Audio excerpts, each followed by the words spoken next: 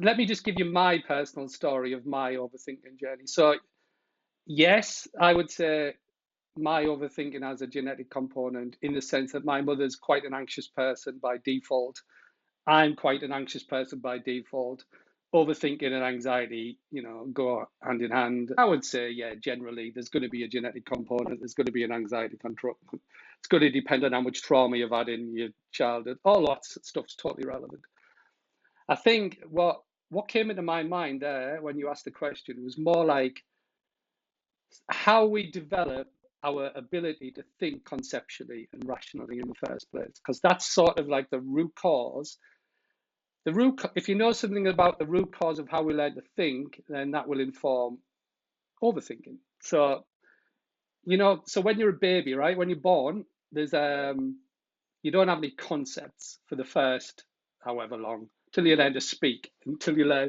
So you're just in this world of like, sensations and sounds and visuals.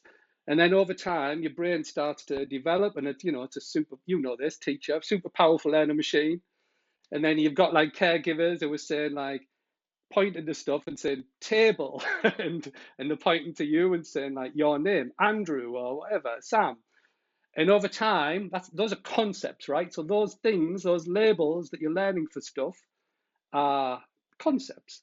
And if you were French, you would have a different, you'd say law instead of water. So these things are sort of arbitrary, these concepts. So, after about however long, depends on how sort of fast you develop. One day you're looking in the mirrors like a 2-year-old and you recognize yourself for the first time. Like before, you didn't clock that you were Andrew when you looked in the mirror. You just thought, you didn't even know what was going on, right?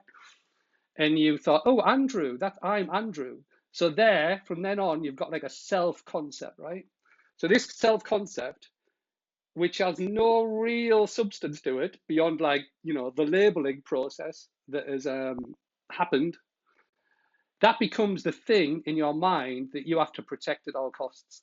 And that's why it's super difficult to do that, because you get the story. That's where the story of Sam starts, right? So it's like, okay, I've got this self-concept Sam, and then now you've got this little idea in your head about who you are. So you're doing everything you were doing in the world, you're playing, but you've also got this story.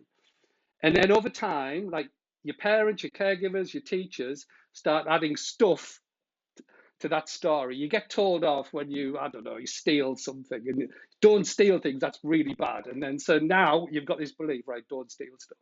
And then you do something where you have I don't know, you have a fight or you fall over. It's like, that's wrong, that's wrong. So you're internalizing all these beliefs that get added to this like self-concept, this label.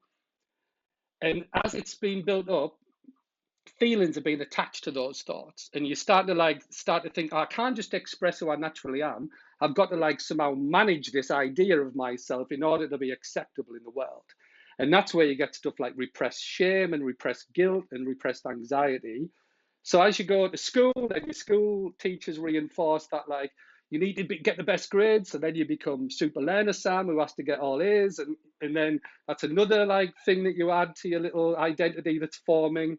And then you hit puberty and teenage, and then you get suddenly super self-conscious, and there's all kinds of stuff going on in your mind, and then you're even more and more self-conscious.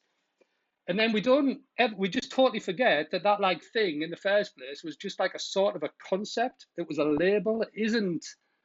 We take it super seriously, and that's where this negative self-talk comes from. So by the time you get to 16, 18, 21, like that is you, right? Your identity's on the line. So this is why we all get self-righteous and double down when someone disagrees with our political views or something, or that's not how I think, that's how I think. You get like super black and white because you're like, life's on the line, your identity's on the line.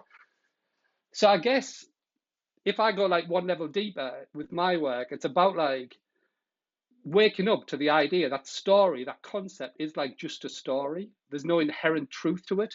And if you can like drop down, I do like sort of kinds of meditations things that like drop you into your body and into your awareness, that sort of give you more space from this self-concept. And that gives you more like, you take your thoughts less seriously and you become a bit more playful with who you are in your day. And that's my vibe.